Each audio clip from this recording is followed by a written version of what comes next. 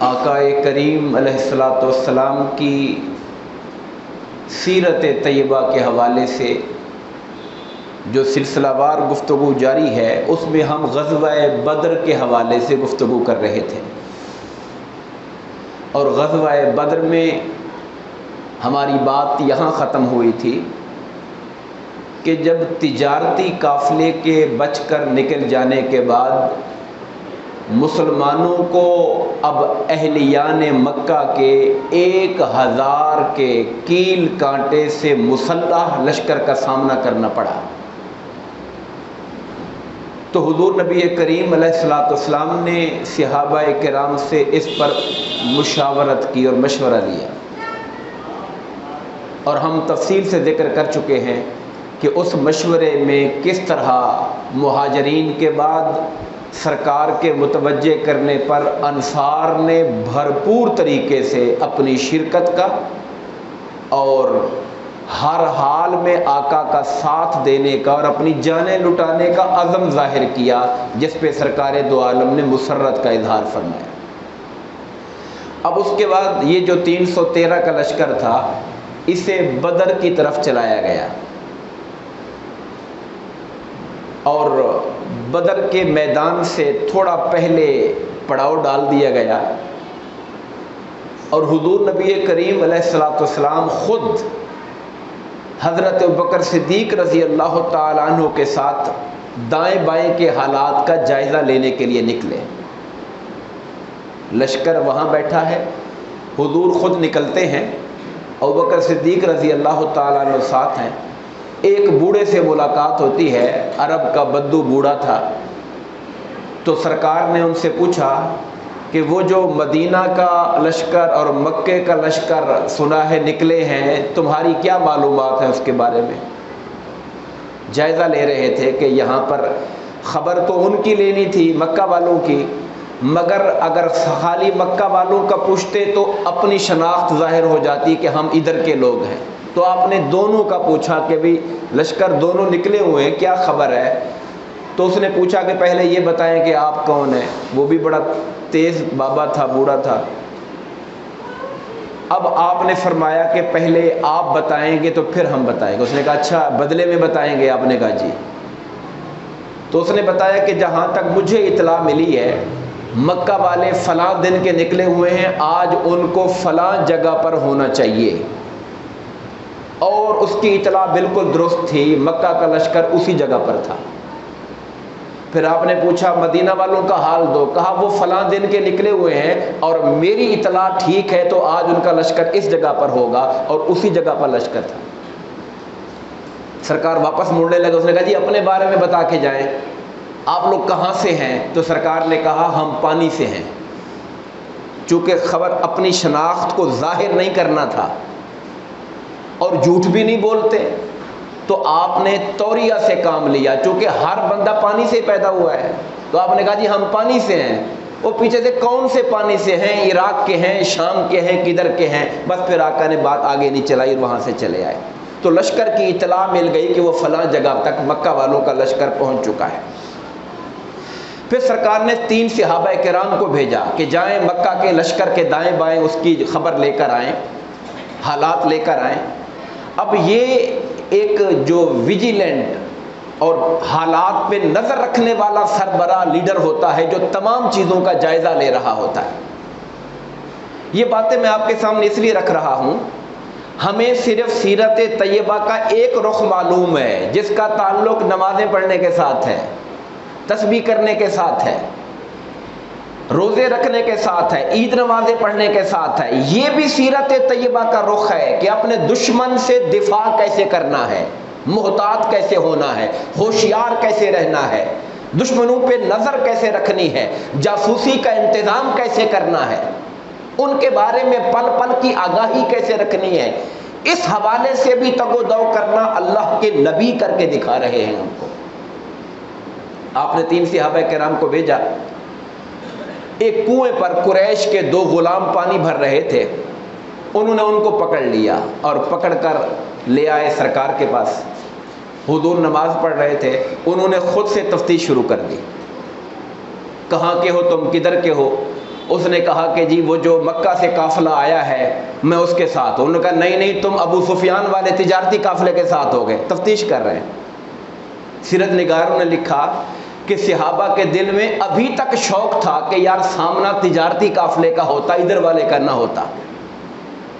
سوکھی چیز بندہ ہر حال میں پسند کرتا ہے کہ جنگ سے نہ ہوتا، ایسے ہی حملہ ہوتا تو مال و دولت مل جاتا. تو وہ اس پہ دباؤ ڈال رہے ہیں کہ تم تجارتی لشکر کے ہو. وہ کہہ رہے بھی نہیں، میں مکہ والے لشکر کا ہوں. تھوڑی اس کی پٹائی کر دی تو اس نے ڈر کے کہا ٹھیک ہے جی میں اجر کا ہوں، ابو سفیان والے لشکر کا ہوں. حضور نے سلام پھیرا اور ناراض ہوئے. فرمایا جب وہ سچی بات کہہ رہا تھا تم مار رہے تھے، جب اس نے جھوٹ بولا ہے تم چپ ہو گئے ہو. یہ ٹھیک کہہ رہا تھا، یہ مکہ کے لشکر کا بندہ ہے. پھر سرکار نے اس سے پوچھا کہ مکہ کا لشکر کدھر ہے؟ انہوں نے کہا وہ جو سامنے بدر والا ٹیلا ہے اس کے پیچھے وہ لوگ آئے ہوئے. میں کتنے بندے ہیں؟ انہوں نے کہا جی ہمیں تعداد کا نہیں پتا. اب سرکار نے، اب ایک ان پڑھ بندہ ہے جسے گنتی نہیں آتی، اس سے تعداد کیسے پوچھے؟ سرکار میں اچھا ان کے ہاں کھانا جو پکتا ہے کتنے اونٹ ذبح ہوتے ہیں؟ اس نے کہا جی ایک دن 9 ایک دن 10. فرمایا 900 سے 1000 کے درمیان بندہ ہے. اب حضور نے خود اندازہ لگایا، چونکہ 100 بندہ ایک اونٹ کو کھا سکتا ہے تو وہ 900 سے 1000 کے قریب لوگ ہیں جو وہاں پر آئے ہوئے ہیں. تو اس طرح آپ نے پھر پوچھا کہ ان میں نمایاں بندے کون ہیں؟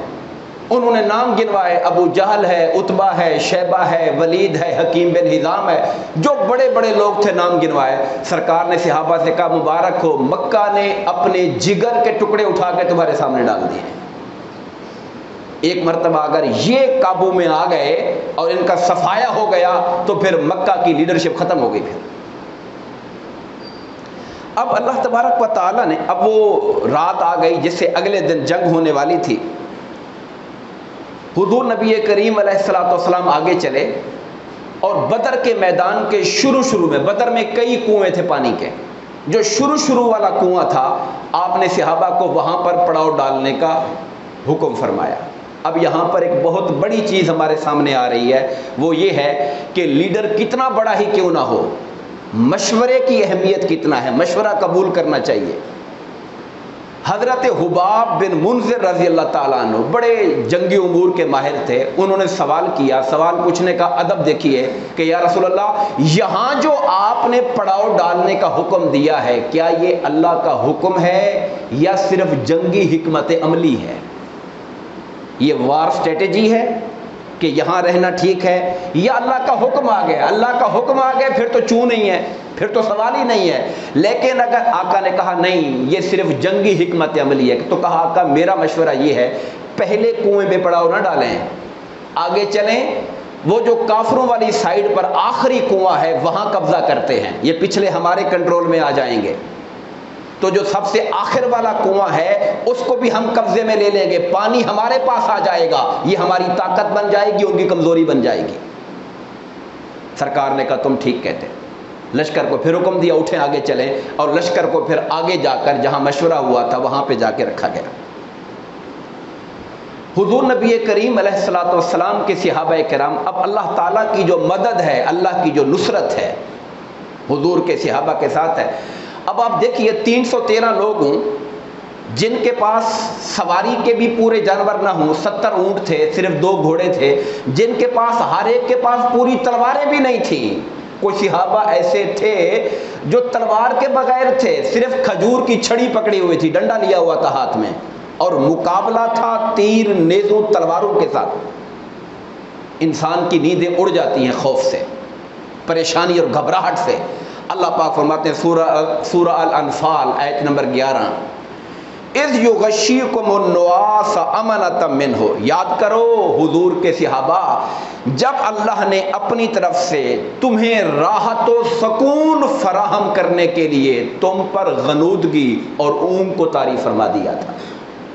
این میدان جنگ میں آپ پر اونگ طاری ہو جائے اور ذہن فریش ہو جائے، یہ کتنی بڑی نعمت ہے. اس کا اندازہ اس سے پوچھیں جس کا دماغ الجھا ہوا ہو، جس کا سر درد سے پھٹا جا رہا ہو پریشانی سے کہ یار کیا بننے والا ہے. اس حال میں انسان کو پرسکون چند لمحوں کی نیند آ جائے اور ذہن پرسکون ہو جائے، یہ اتنی بڑی نعمت ہے جس کا ہم اندازہ نہیں کر سکتے. پھر فرمایا وَيُنَزِّلُ عَلَيْكُم مِّنَ السَّمَاءِ مَاءً، پھر اللہ نے آسمان سے پانی بھی اتار دیا، بارش بھی کر دی.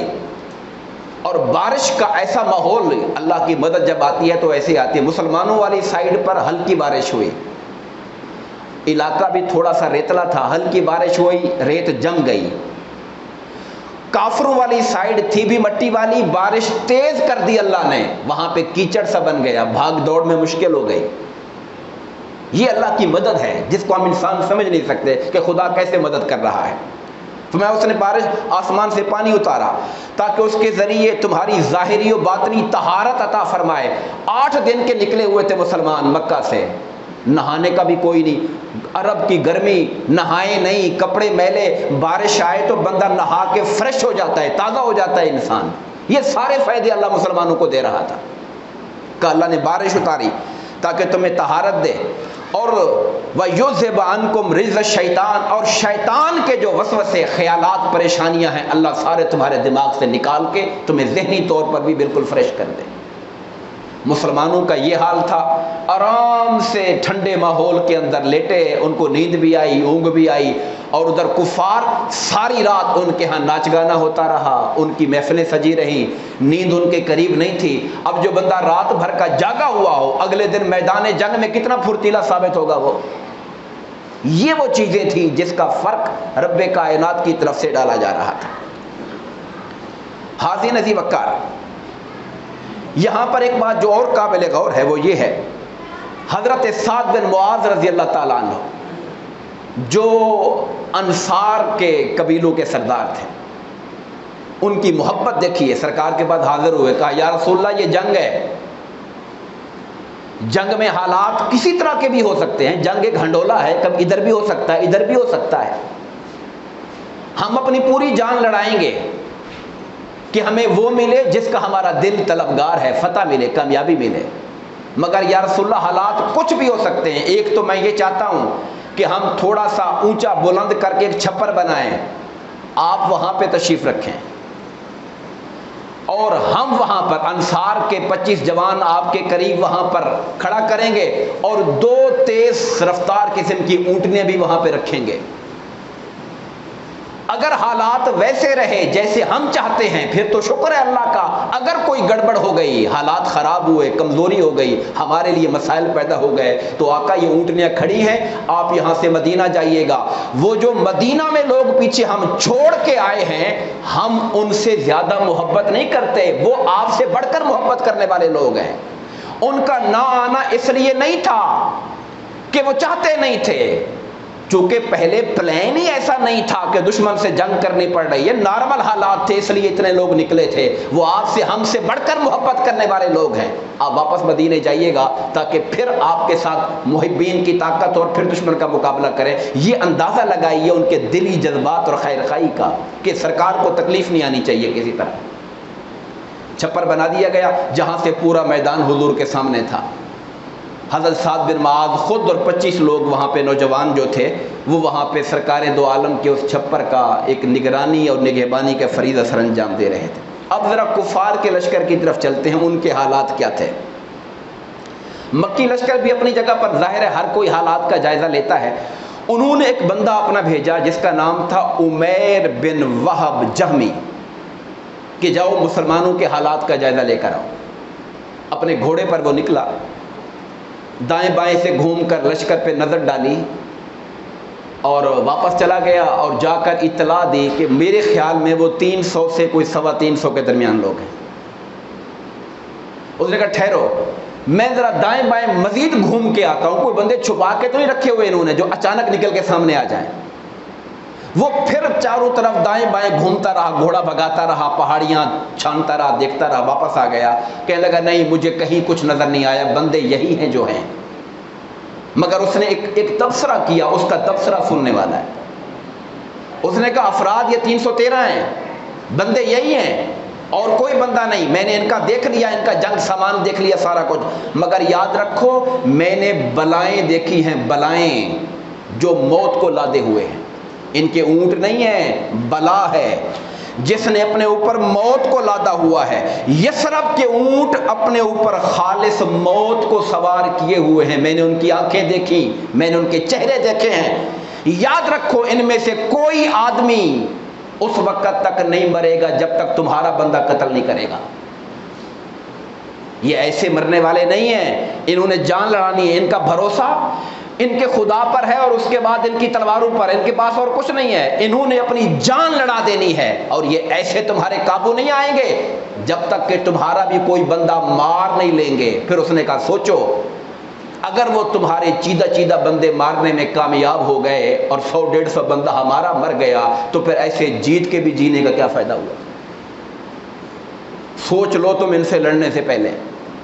سیانا آدمی تھا، عقل مند آدمی تھا، اس نے کہا ٹکراؤ تو تم کرنے لگے ہو، مگر یہ وہ لوگ نہیں ہیں جو بھاگ جائیں، جو بزدلی دکھائیں، جن کے تم حملہ کرو یہ آگے کو نکل جائیں تو پیچھے ہانکتے قابو کر لو. ایسا نہیں ہوگا، یہ جان ماریں گے اپنی، یہ لڑیں گے آخری دم تک لڑیں گے، اس وقت تک نہیں مریں گے جب تک تمہارے نہیں ماریں گے. اور اگر تمہارے تگڑے بندے مر گئے، سردار مر گئے، تو پھر پیچھے کیا فائدہ اسی فتح کا اور کیا فائدہ اسے جینے کا؟ خیر اس نے یہ مشورہ دے دیا، مگر اس کی بات پہ غور نہیں کیا. قیادت ابو جہل کے پاس تھی. ابو جہل جوشیلا قسم کا بندہ تھا، وہ ہوش کی باتیں سنتا نہیں تھا.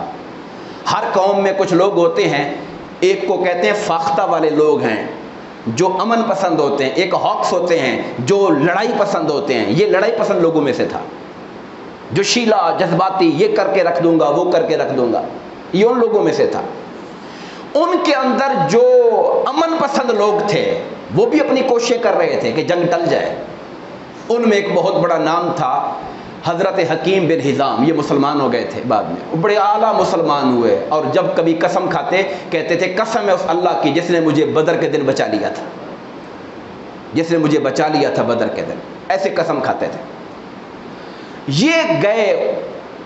کفار مکہ کا ایک اور سردار تھا عتبہ بن ربیعہ، جو دانشور قسم کا بندہ تھا، سردار تھا، وڈیرا تھا، مالدار بھی تھا، اور جذباتی نہیں، دانشور آدمی تھا، عقل غور کرنے والا بندہ تھا. اس کے پاس گیا اور کہا عتبہ آج تم ایسا کام کر جاؤ کہ لوگ تمہیں یاد رکھیں. اب اس کو تیار کر رہا ہے کہ ایسا کام کر جاؤ کہ لوگ تمہیں تیار کریں، تمہارا نام لوگ شکر سے لیتے رہیں. اس نے کہا خیر ہے، کیا کام ہے؟ کہا آج جنگ رکوا لو. وہ جس کے قتل کا اعلیٰ حضرمی جو پیچھے مسلمانوں سے قتل ہو گیا تھا، ہم نے ذکر کر چکے جمعوں کے اندر، وہ طائف کی طرف سے جب جو مہینہ بھی محترم شروع ہونے لگا تھا اور مسلمانوں سے جنگ میں بندہ مارا گیا تھا، اس کے قتل کا بدلہ لینے کے لیے شور مچایا ہوا ہے اس نے. وہ تمہارے حلیف ہیں، ساتھی ہیں، اگر تم اپنے ذمے لے لو کہ اس کا خون بہا میں دوں گا، اس کا قرضہ میں ادا کروں گا، جنگ ٹل جائے گی، جنگ کی بڑی وجہ ختم ہو جائے گی. اگر یہ کام تم کر لو اور اب تمہیں یاد رکھیں گے کہ تم نے لوگوں کو لڑنے سے بچا لیا تھا، موت سے بچا لیا تھا. اس نے کہا میں تیار ہوں، میں دوں گا سارے پیسے، اس کی دیت میں دوں گا، اس کے قرضے میں دوں گا، سب کچھ میرے ذمہ ہے. تم جاؤ ذرا اس حنظلہ کے پوت کو سمجھا کے آؤ. یہ حنظلہ کا پوت کون تھا؟ ابو جہل تھا، اس کی ماں کا نام حنظلہ تھا. کہنے لگا تم اس حنظلہ کے پوت کو سمجھا کے آؤ، وہی بھڑکانے والا ہے، وہی جنگ کے شعلے ابھار رہا ہے، اس کو سمجھا کے آؤ. وہ اس کے پاس گئے حکیم بن حزام اور کہا کہ میں عتبہ بن ربیعہ سے مل کے آ رہا ہوں. تو اس نے کہا ہے کہ بھائی ہمارا جو بندہ مارا گیا جس کا بدلہ لینے آئے ہیں اس کی طرف سے میں دیت دوں گا، جتنا جرمانہ ہے 100 اونٹ ہے میں دوں گا، جو جرمانہ ہے جو پیسہ ہے میں دوں گا، تم آج واپس چلو یہاں سے، جنگ چھوڑ دو. اس پر تو وہ بالکل گرم ہو گیا، کہنے لگا لگتا ہے کہ یہ مسلمانوں سے ڈر گیا ہے، یہ بزدل ہے. اس کا اپنا بیٹا عتبہ کا بیٹا حذیفہ پہلے سے مسلمان تھا، کہ اپنے بیٹے کو ادھر دیکھا، اس کی جان جا رہی ہے. اب جیسے لفظ تھرڈ کلاس لوگ بولتے ہیں اس طرح کے لفظ اس نے اس کے لیے بولے کہ اب اس کا سینہ بھر گیا ہے، اب اس کی سانس نہیں نکلتی، اس کو اپنا بیٹا نظر آ رہا ہے آگے سے، اس لیے نہیں لڑنا چاہتا، بہانے بنا رہا ہے دیگر. اب ہم آئے ہیں تو ہم تو اب فیصلہ کر کے ہی جائیں گے کہ ہم میں سے حق پہ کون ہے باطل پہ کون ہے. اور اس نے صاف جواب دے دیا. اور ساتھ ہی وہ جو اعلیٰ حضرمی قتل ہوا تھا اس کے بھائی کو بلا لیا تاکہ جوش دلاؤں اس کو، چونکہ رولا تو اسی نے ڈالنا تھا. کہا کہ وہ عتبہ صلح کرنا چاہتا ہے، واپس جانا چاہتا ہے، تم رولا ڈالو، شور مچاؤ، ہم بدلہ لینے آئے ہیں، انتقام لے کر جائیں گے. تو اس نے بھی اپنے کپڑے اتارے اور رولا ڈال دیا، نہیں جائیں گے نہیں جائیں گے، مر جائیں گے، بدلہ لے کے جائیں گے. پوری مجمع میں لشکر میں کوہرام پیدا کر دیا اس نے. تو صلح کی جو کوششیں تھی یا جنگ رکوانے کی جو کوششیں تھیں وہ دم توڑ گئی. دونوں لشکر اپنی اپنی جگہ پر تیار تھے۔ حضور نبی کریم علیہ الصلوۃ والسلام نے مسلمانوں کا جو لشکر تھا اس کی ترتیب کو درست فرمایا۔ اب آپ ایک سپہ سالار کے طور پر جو آپ کا رول ہے، خود میدان میں آپ اترے ہوئے تھے، چھپر میں بیٹھے نہیں رہے، چھپر بنایا گیا تھا مگر آپ خود میدان میں آئے، صحابہ کی صفیں بنائی گئی لڑائی کے لیے، ان کی ترتیب قائم کی گئی، اور ترتیب قائم کرتے ہوئے صفوں کا ڈسپلن حضور نے چیک کیا گھوم کر، کون کہاں کھڑا ہوا ہے، کس کی پوزیشن کہاں ہے، لائن سیدھی ہے یا نہیں۔ یہاں پر وہ واقعہ پیش آیا تھا کہ ایک بندہ آگے نکلا ہوا تھا، اس کا سینہ آگے تھا، حضور نے اپنا تیر کا جو پچھلی سائیڈ تھی اس کو اس کے سینے پہ رکھ کر زور دیا، پیچھے ہو جاؤ، لائن سیدھی کرو۔ اس پر اس نے کہا جی مجھے درد ہوا ہے، آپ نے مجھے تکلیف دی ہے۔ اس کو جب تھوڑا سا پیچھے کیا، کہا جی مجھے تکلیف ہوئی ہے، بدلہ دیں، مجھے بدلہ دیں۔ سرکار نے کہا تم لے لو بدلہ۔ اس نے کہا میرے پر قمیض نہیں ہے، قمیض اتاریں پھر بدلہ لوں گا۔ سرکار نے قمیض آگے سے ہٹائی، جب قمیض ہٹی تو حضور کے سینہ ایک دم سے لپٹ گیا اور چومنا شروع کر دیا حضور کو۔ سرکار نے کہا بھئی یہ کیا معاملہ ہے، کیا کر رہے ہو تم؟ کہا کہ آپ جانتے ہیں سامنے میدان جنگ ہے، ابھی تلواریں نکلیں گی، خدا جانے جان بچے گی یا نہیں بچے گی، میں چاہتا تھا مرنے سے پہلے ایک بار آپ کے بدن کو چومتا ہوا جاؤں یہاں سے۔ میں اس طرح حضور صفیں درست فرما رہے ہیں۔ آقا نے فرمایا سب سے پہلے تیر انداز آگے آئیں گے، چونکہ تیر کا فاصلہ دور تک مارک کرتا ہے۔ دشمن جب آئے گا، فرمایا ایک بات یہ یاد رکھو، وہ 1000 لوگ ہیں، بڑے جوش میں نکلیں گے، تم نے اپنی جگہ نہیں چھوڑنی، بالکل انتظار میں کھڑے رہنا ہے۔ جب 1-1.5 کلومیٹر کا میدان ہو اور بندہ کلومیٹر سے دوڑتا ہوا جو جوش میں آئے گا تو آدھے کلومیٹر بعد تو تھوڑا سانس اس کا چڑھ ہی جائے گا نا۔ تم نے بھاگنا نہیں ہے، دوڑنا نہیں ہے، آگے کی طرف کھڑے رہنا ہے یہاں پر، ان کو آنے دو، دوڑنے دو، بھاگنے دو، انتظار کرو ان کا۔ جب وہ تمہارے تیروں کی رینج میں آ جائیں تو تیر مارنا، اور خبردار اندھا دھند تیر نہیں مارنے، ہمارے پاس اتنا اسلحہ نہیں ہے، اندھا دھند کام نہیں کرنا، سنبھال کے تیر مارنے ہیں، دیکھ کے تیر مارنے ہیں۔ اور جب وہ تیروں کی رینج سے کچھ لوگ گر جائیں گے تیر لگنے سے، جو باقی بچیں گے ان کو پھلانگتے ہوئے پھر آگے کو دوڑیں گے۔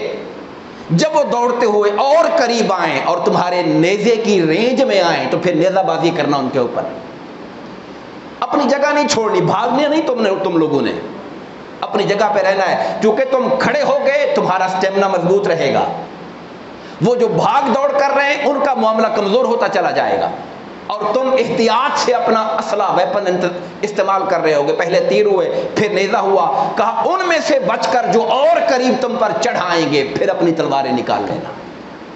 یہ ترتیب ساری میرے آقا نے خود صحابہ کرام کو سکھائی کہ تم نے جنگ اس طرح کرنی ہے۔ اب جب یہ سارا ترتیب آقا سمجھا چکے، جنگ کے لیے سب سے پہلے جو بندہ نکلا، سب بڑا بد اخلاق اڑیل قسم کا انسان تھا، اسود بن الاسود، یعنی اس کا نام بھی کالا تھا، باپ کا نام بھی کالا تھا، کالا جو بیٹا کالے کا ہے۔ وہ نکلا وہاں سے، اس نے کہا میں قسم کھا رہا ہوں مسلمانوں کے پانی والے کنویں سے پانی پی کے آؤں گا، یعنی اس نے اپنی ضد لگائی، میں جا رہا ہوں ان کے لشکر میں۔ جیسے لوگ جنگوں کے اندر اپنی انا اور اپنی آپ کو شو کرتے ہیں، تو اس نے کہا میں جا رہا ہوں اور میں واپس نہیں آؤں گا، مر جاؤں گا، ان کا پانی پی کے آؤں گا وہاں سے میں۔ تو وہاں سے وہ نکلا اور اس کو رستے میں ہی حضرت امیر حمزہ رضی اللہ تعالیٰ عنہ نے جا کے لیا۔ آپ نے تلوار کا وار کیا اس تیزی کے ساتھ کہ پنڈلی سے اس کی ٹانگ اور پاؤں کٹ کے دور جا پڑا، مگر اس کے باوجود وہ اپنے گھٹنوں کے زور پر گھسٹتا رہا آگے کنویں کی طرف، اور آپ دوڑ کر آئے اور کنویں تک وہ پہنچا ہی تھا کہ اس کی گردن کو اڑا دیا۔ یہ پہلا بندہ تھا کفار کی جانب سے جو نکلا تھا اور امیر حمزہ کی تلوار سے واصل جہنم۔ اس کے بعد پھر مکی لشکر کی طرف سے 3 بندے نکلے۔ عرب میں ایک رواج تھا کہ عام جنگ چھڑنے سے پہلے ان کے جو سورما تگڑے لوگ ہوتے تھے 1 to 1 مقابلے مانگتے تھے کہ ہمارے مقابلے میں کوئی ہے تو نکلے۔ اس کو کہتے تھے عربی میں مبارزت طلب کرنا، مبارزت، اپنا مد مقابل مانگنا، میرے مقابلے کا بندہ ہے تو کوئی آئے۔ مکہ والوں کے لشکر سے 3 بندے نکلے، ایک وہی عتبہ جس کو ابو جہل نے تانا مارا تھا، عرب میں سب سے بڑا تانا یہ تھا کوئی کہے کہ یہ بزدل ہے، ان کو آگ لگ جایا کرتی تھی۔ عرب میں یہ بہت بڑا طعنہ تھا کسی کو بزدل کہنا. تو سب سے پہلے وہی نکلا تاکہ ابو جہل کو پتہ لگے کہ ہم بزدل نہیں ہیں، پہلے نکلنے والے ہیں اور اپنا مد مقابل مانگنے والے لوگ ہیں. تو عتبہ نکلا، اس کے ساتھ اس کا بھائی شیبہ تھا اور بیٹا ولید تھا. یہ 3 بندے نکلے. دیکھیے سردار تھے یہ تینوں، سردار گھرانہ تھا مکہ والوں کا، مالدار بھی تھے، دانشور بھی تھے، مگر بزدلی کا طعنہ برداشت نہیں کرتے تھے. عتبہ، اس کا بھائی شیبہ اور اس کا بیٹا ولید نکلے اور انہوں نے آدھے میدان میں آ کر کہا، حضور کو نام دے کر آواز لگائی، ہمارے مقابل بھیجو، ہمارے یعنی مقابلے کے لوگ بھیجو. سرکار نے 3 صحابہ کرام کو بھیجا. ان کا نام انصار میں سے تھے، اوف، معوذ اور عبداللہ بن رواحہ. جنگ تھی ظاہر، انہوں نے اپنے منہ چھپائے ہوئے گرد و غبار سے بچنے کے لیے آگے جاتے ہیں. تو عتبہ نے پوچھا، کون ہو تم؟ تعارف کراؤ اپنا، ہمارے مقابلے کے بندے بھی ہو کہ نہیں؟ انہوں نے نام بتائے تو کہا، تم لوگ انصاری ہو، تم اپنی جگہ شریف لوگ ہو مگر ہماری ٹکر کے لوگ نہیں ہو. حضور کا نام لے کر کہا، ہماری قوم کے بندے بھیجو، ہمارے چچا زاد بھیجو، ہم ان سے لڑیں گے، ہماری قوم کے لوگ بھیجو. تو سرکار نے 3 بندوں کو اٹھایا، ایک حضرت امیر حمزہ کو جو حضور کے چچا، ایک حضرت علی مرتضیٰ کو جو حضور کے کزن، ایک حضرت حارث کو جو حضور کے وہ بھی چچا زاد لگتے تھے، عبد المطلب کی اولاد میں سے تھے. اپنے گھر کے بندے حضور نے اٹھائے. جنگ یہ نہیں ہے کہ کارکن لڑیں گے اور دوسروں کے بچے لڑیں گے اور اپنے بچے ہمارے سیف ساؤنڈ ہو کر کہیں محل میں بیٹھے رہیں گے، ایسا نہیں ہے. حضور نے اپنے چچے کو، اپنے کزن کو، اپنے کزنوں کو بھیجا. یہ تینوں لوگ جاتے ہیں وہاں پر اور ان کے سامنے اپنا تعارف کرا. تو انہوں نے کہا ٹھیک ہے، اب ہمارے جوڑ کے بندے ہیں. مقابلہ ہوا. حضرت امیر حمزہ رضی اللہ تعالیٰ عنہ عتبہ کے سامنے آئے، دونوں پکی عمر کے بندے تھے. حضرت علی مرتضیٰ ولید کے مقابلے میں عتبہ کا بیٹا، دونوں ینگ نوجوان تھے. اور حضرت عبیدہ بن حارث جو تھے وہ عتبہ کے بھائی شیبہ کے مقابلے پر آئے. حضرت امیر حمزہ نے اور حضرت علی مرتضیٰ نے اپنے دشمن کو ایک ہی وار میں ختم کر دیا. ان کو تو دوسرے وار کرنے کے موقع ہی نہیں ملے. حضرت عبیدہ بن حارث جو تھے ان کا مقابلہ شروع ہو گیا. ان پہ شیبہ نے وار کیا، ان کا پاؤں بھی کٹ گیا اور جسم پر بھی زخم آئے. حضرت امیر حمزہ اور حضرت علی مرتضیٰ چونکہ فارغ ہو گئے تھے اپنے دشمنوں سے، تو ان دونوں نے پھر پلٹ کے شیبہ پہ حملہ کر دیا اور شیبہ کو واصل جہنم کیا اور حضرت عبیدہ بن حارث کو اٹھا کر واپس مسلمانوں کی طرف لے کر آئے. جنگ جب ختم ہو گئی تھی تو اپنے زخموں کی تاب نہ لاتے ہوئے وہ شہید ہو گئے تھے. یہ مسلمانوں کا کفار کے ساتھ بدر کے اندر پہلا معرکہ تھا جو بپا ہوا تھا. ہم آج بات یہیں ختم کرتے ہیں، مزید گفتگو انشاءاللہ آنے والے جمعہ پر ہوگی. اللہ تبارک و تعالی میرے آقا کے جانثار صحابہ کے درجات میں بلندیاں عطا فرمائے اور ہمیں ان کے نقش قدم پہ چلائے. آمین. وما علینا الا البلاغ المبین.